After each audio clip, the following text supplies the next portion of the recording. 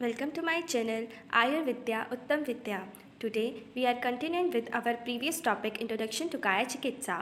आज हम काया चिकित्सा की परिभाषा, कार्यक्षेत्र, विशेष महत्व, चिकित्सा के चतुष्पाद एवं रोग रोगी परीक्षा के बारे में जानेंगे. सर्वप्रथम काया चिकित्सा की परिभाषा की बात करते हैं. आचार्य सुश्रुत ने कहा है काया चिकित्सा नाम सर्वांग अर्थात सर्व शरीरगत रोग, संश्रिताम व्याधि नाम. कौन सी व्याधियाँ? ज्वर, रक्तपित्त, शोष, उन्माद, अपसमार, कुष्ठ में अतिसार आदि. इन सब के उपशमनार्थ के लिए जो तंत्र या जो चिकित्सा शास्त्र लिखा गया है वह काया चिकित्सा है. आचार्य बोध, चक्रपाणी, गंगाधर आदि ने कहा है कि काया शब्द से जठराग्नि का ही ग्रहण किया जाता है. जठराग्नि की विकृति से जो विकार उत्पन्न होते हैं उसकी चिकित्सा करना ही काया चिकित्सा कहलाता है. अतः संक्षेप में कहें, चिकित्सा के जिस भेद के अंतर्गत सर्वांग शरीर के ज्वर आदि रोग, मानसिक व सांस्थानिक रोग जैसे कि हृदय रोग, अग्निजनित रोग ये सब आते हैं, उनकी चिकित्सा करना ही काया चिकित्सा का क्षेत्र है. काया चिकित्सा के कार्य क्षेत्र की बात करें एवं उसके मौलिक घटक तत्व को जानते हैं. आयुर्वेद के 8 अंगों में काया चिकित्सा को प्रधान अंग माना है, क्योंकि अन्य अंगों के रोगों की चिकित्सा भी इसी काया चिकित्सा के क्षेत्र में ही आती है, जैसे कि शल्य तंत्र, शलाक्य तंत्र, पंच कर्म चिकित्सा आदि. उदाहरण के रूप में जाने तो जैसे कि कृमि, अर्बुद, भगंदर, अर्श, मदात्य, विष चिकित्सा का वर्णन आचार्य चरक ने चिकित्सा स्थान में ही किया है. अब इसके मौलिक घटक तत्व के बारे में जानते हैं. जैसे कि इसके 10 मेन मौलिक घटक तत्व बताए गए हैं. चिकित्सा प्रथम, चिकित्सा के चतुष्पाद, चतुष्पाद जैसे कि आहार, रोगी, औषध एवं चिकित्सक. त्रिसूत्र आयुर्वेद जैसे कि हेतु, लिंग और औषध. अग्निदोष की चिकित्सा करना, संशोधन चिकित्सा, मानस रोग चिकित्सा, संक्रामक रोगों की चिकित्सा करना, रसायन व्यवाजीकरण चिकित्सा, त्रयोपस्थम, आहार, निद्रा व ब्रह्मचर्य, सर्वदा आतुर व्यक्ति कौन कौन से हैं उनके बारे में जानना, दोषों की सर्वमान्य चिकित्सा करना, ये 10 इसके मौलिक घटक तत्व हैं. विशेषता और योगदान की बात करें तो काया चिकित्सा एक दोष परक चिकित्सा है, अर्थात दोषों को जानकर ही इसमें चिकित्सा की जाती है. एक ही व्याधि में दोष की प्रधानता अनुसार अलग अलग चिकित्सा सिद्धांत लगाए जा सकते हैं. जैसे कि आर्द्र कास में मुख्यतः सीतोबलादि चूर्ण का प्रयोग होता है एवं शुष्क कास में तालिशादि चूर्ण का प्रयोग किया जाता है. नेक्स्ट, व्यक्ति परक चिकित्सा, अर्थात एक ही रोग की चिकित्सा व्यक्ति के अनुसार भिन्न भिन्न हो सकती है. उसकी प्रकृति, विकृति, देश आदि को जानकर अलग अलग औषधियों से ही चिकित्सा की जा सकती है. नेक्स्ट है निदान परिवर्जन चिकित्सा. निदानों का परित्याग करना ही रोग का मूल से नष्ट करना कहा जाएगा. नेक्स्ट है रोग रोगी की परीक्षा. पंच निदान एवं दशयुत परीक्षा आदि से रोग को जानकर ही औषध के युक्ति का निर्माण वैद्य को करना चाहिए. नेक्स्ट है उपद्रव रहित चिकित्सा. उपद्रव रहित अर्थात जब हम किसी व्याधि को ठीक कर रहे हैं तो इस बात का जरूर ध्यान रखें कि वे किसी उपद्रव को उत्पन्न ना कर दें, अथवा टॉक्सिसिटी, विषाक्तता रहित जैसे कि एलोपैथिक मेडिसिन में होता है वैसे चिकित्सा आयुर्वेद में नहीं कही गई है. जरा नियंत्रण, रसायन सेवन आवश्यक है जरा को रोकने में. संशोधन चिकित्सा, रोगों का अपुनर्भव अर्थात पंचकर्म से जब शरीर की शुद्धि हो जाती है तो रोग पुनः उत्पन्न नहीं होते हैं. काष्ठ औषधि प्रयोग करके अर्थात कल्प. रसौषधि प्रयोग की बात करें तो मुख्यतः अनेक व्याधियों में जो कृच्छ साध्य होती हैं मोस्टली उसी में रस औषधियों का प्रयोग होता है. ये अल्प मात्रा में एवं रुचिकर, शीघ्र शोषण करने वाली होती हैं. रोगों का वाजीकरण चिकित्सा की बात करें, यह आयुर्वेद का एक मौलिक चिकित्सा सिद्धांत है. ये संतान उत्पत्ति व शुक्रश रोगों में एवं मैथुन के समय हर्ष बढ़ाने में सहायक होता है. नेक्स्ट है पथ्य चिकित्सा. आचार्य लोम्बी राज कहते हैं कि यदि रोगी पथ्य सेवन कर रहा है तो औषध की क्या आवश्यकता है, अर्थात उन्होंने पथ्य सेवन के महत्व को जाना और कहा कि यदि अपथ्य सेवन कर रहा है तो औषध से लाभ ही क्या होगा, और अगर वो पथ्य सेवन कर रहा है तो उसे रोग ही क्यों होगा जो उसे औषध लेनी पड़ेगी. इसलिए शरीर के मार्गों का जो उपकार नहीं करता वह पथ्य है और उसी का सेवन करना चाहिए. दयालुत्व का भाव, पुत्रवत उपचार, परोपकार में स्वार्थ कल्पना, अर्थात जो रोगी की चिकित्सा करता है उसमें दयालुता का भाव होना चाहिए. धर्म परायणता अर्थात निस्वार्थ सेवा से ही हम किसी की भी सेवा कर सकते हैं. मोक्ष प्रवर्तक और नैष्टिक की चिकित्सा की बात करें तो आयुर्वेद चिकित्सा पद्धति की एक विशेष उपलब्धि है जिसमें पुरुषार्थ चतुष्टय की बात की गई है. अष्टांग योग एवं यम नियम द्वारा चिकित्सा करने की बात कही गई है। आयुर्वेद प्रकृति के समीप प्राकृतिक चिकित्सा भी है। ये बात 100% सही है, क्योंकि आयुर्वेद के सिद्धांत प्रकृति के सिद्धांत के बहुत नज़दीक होते हैं। पंच महाभूत निर्मित शरीर की चिकित्सा तो पंच महाभूत निर्मित औषध द्रव्य से ही होती है।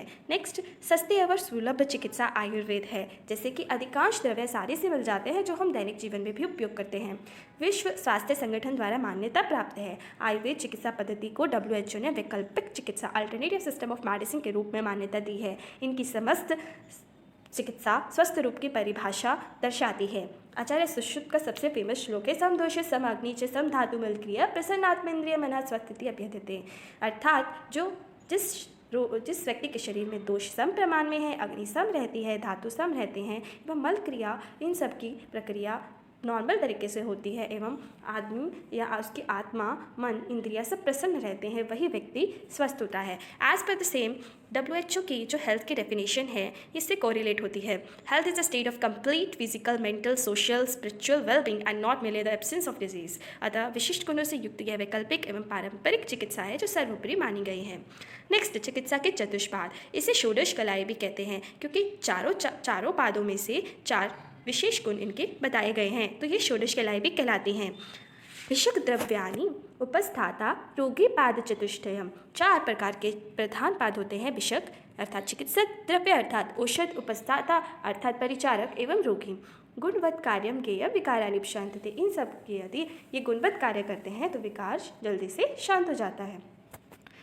नेक्स्ट, अब भिषक की बात करते हैं तो इसमें है श्रुते प्रयवदात्तम बहुशो दृष्टकर्मता दाक्ष्यम शोचम इति गेयम विद्ये गुण चतुष्टम। अर्थात भिषक के स्पेसिफिक 4 गुण होते हैं जो उसे प्रशस्त बनाते हैं, जैसे कि शास्त्रज्ञ, शास्त्रों का अच्छी तरह से ज्ञान होना, दृष्टकर्मा, अनेक बार रोगी औषध निर्माण एवं औषध प्रयोग का प्रत्यक्ष उसने दृष्टा यानी देखा हो, बहुत बार प्रैक्टिस की हो, दाक्ष अर्थात वो दक्ष हो यानी उचित युक्ति करने में समर्थ हो, शुचि, मन, वचन व कर्म से पवित्र हो। नेक्स्ट, औषध द्रव्य की बात करें तो बहुतो अर्थात जो सर्वसुलभ, बहुगुण वाला, बहुत रोगों को दूर करने वाला हो और बहुत प्रचुर मात्रा में उपलब्ध होता है, उसे बहुतो। तत्र योगत्वम, योग्यता यानी व्याधि नाशन में वो समर्थ होना चाहिए। अनेक विकल्पना, जिसकी स्वरस कल्प आदि अनेक कल्पनाएं करी जा सकती हैं। संपत् अर्थात अपने गण, वर्ण, वीर्य, विपाक, रस, गुण इन सब से युक्त जो औषधि होती है वो संपन्न होती है। नेक्स्ट है परिचारक, उपचारज्ञता, दाक्षम, अनुरागम च भर्तृ। अर्थात सेवा कार्य में जो पूर्ण ज्ञान रखता है वो उपचारज्ञ है। दाक्ष्य जो निपुण है। अनुराग च भर्तृ अर्थात जो रोगी के प्रति प्रेम प्रभाव रखने वाला है वही परिचारक है। और शोच पवित्र मन वाला वही प्रशस्त परिचारक कहा गया है। नेक्स्ट बात करते हैं रोगी की। तो रोगी के 4 विशेष गुण क्या हैं? स्मृति यानी रोगी को स्मरण शक्ति अच्छी होनी चाहिए एवं रोग की पूर्ण जानकारी होनी चाहिए। निर्देशकारित्वम अर्थात चिकित्सक द्वारा दिए गए निर्देशों को वो संपूर्ण रूप से सम्यक रूप से पालन करता है, वही अच्छा रोगी होता है। अभीरुत्वम अर्थात जो निडर और सत्व गुण वाला हो वही। ज्ञापत्वक अर्थात रोग को और लक्षणों को और उपद्रव को अच्छी तरह पहचान पाए एवं चिकित्सक को बता पाए, वही अच्छा रोगी होता है। नेक्स्ट है रोगी की परीक्षा। यह चिकित्सक का प्रथम कर्तव्य है कि रोग परीक्षा हेतु पंच निदान उपयोग व रोग निश्चय हेतु रोगी की परीक्षा आवश्यक है। अर्थात रोग को जानना बहुत ज़रूरी है, तो उसके लिए आचार्यों ने रोग परीक्षा दोनों के ही बारे में बताया है। इसका महत्व तो सभी जानते हैं कि पहले डायग्नोसिस होगा और तब उसी के बाद उसी के अकॉर्डिंग ट्रीटमेंट होगा। तो नेक्स्ट हम बात करते हैं रोग परीक्षा के बारे में। तो आचार्यों ने निदान पंचक का वर्णन किया है, जिसमें निदान, पूर्व रूप, उपशय व संप्राप्ति के बारे में बताया है। रोगी परीक्षा की बात करें तो प्रमाण परीक्षा द्विविध, त्रिविध, चतुर्विध यह बताई गई है।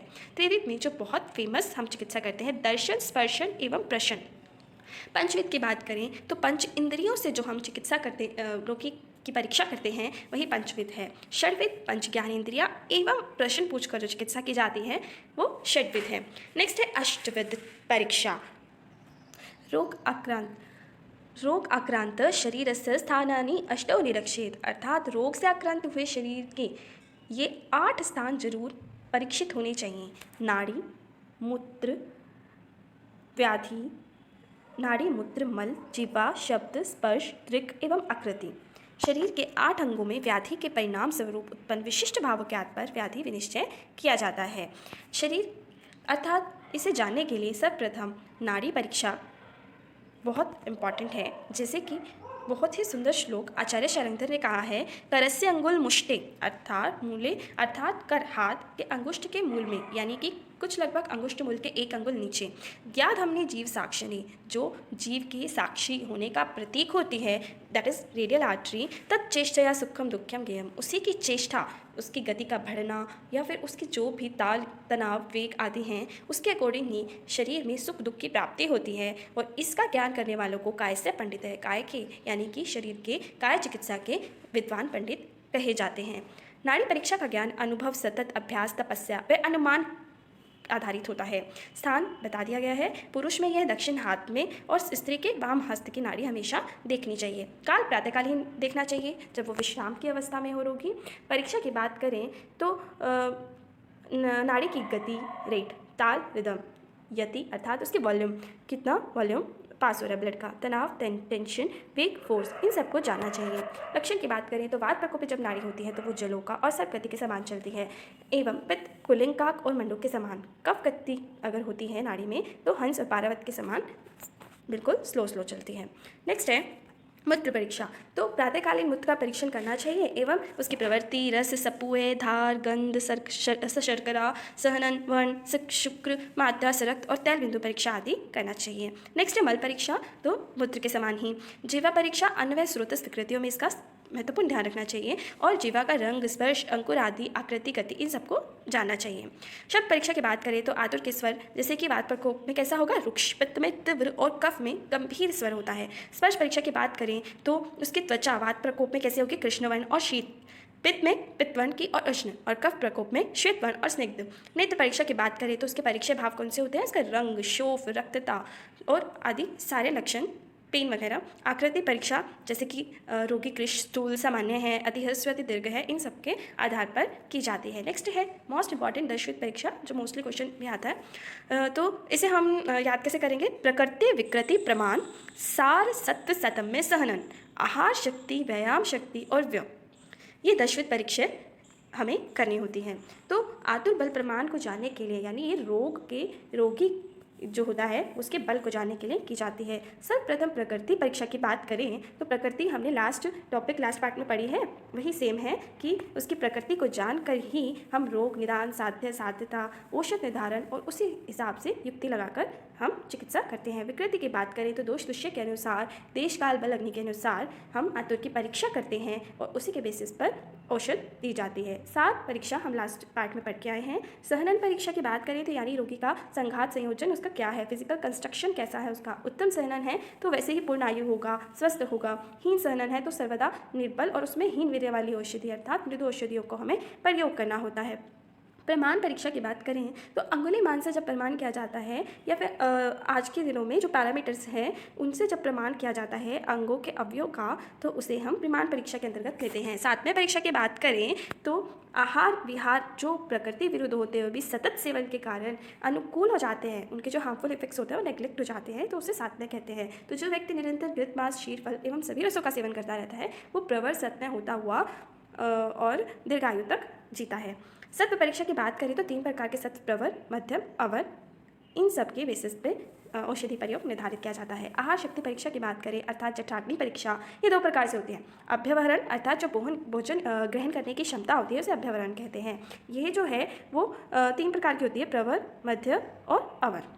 ओके, और नेक्स्ट है जलन शक्ति, जो भोजन पचाने की जो शक्ति होती है उसे ही जलन शक्ति कहा जाता है। नेक्स्ट है व्यायाम शक्ति परीक्षा, व्यक्ति के कर्म या आयास करने की जो शक्ति होती है ये भी प्रवर, मध्यम, अवर 3 प्रकार की होती हैं। व्यय परीक्षा की बात करें तो व्यय के अकॉर्डिंग बहुत सारी चीज़ें हम अपनी मेडिकल लाइन में काय चिकित्सा में देखते हैं, जैसे कि बाल्य अवस्था में कफ दोष की प्रधानता रहती है, मध्यम अवस्था में पित्त का प्राबल्य रहता है और जीर्ण अवस्था में वात दोष का प्राबल्य रहता है। और मुख्यतः क्या होता है कि इनके अकॉर्डिंग औषधि की डोज बनाई जाती है। तो व्यय परीक्षा बहुत इंपॉर्टेंट है। शरंतर जी कहते हैं कि मनुष्य अपने व्यय के प्रत्येक दशक में जीवन के कुछ विशेष अंग जैसे कि बाल्य, छवि, मेधा, त्वक, दृष्टि, शुक्र, इनका ह्रास करता ही करता है।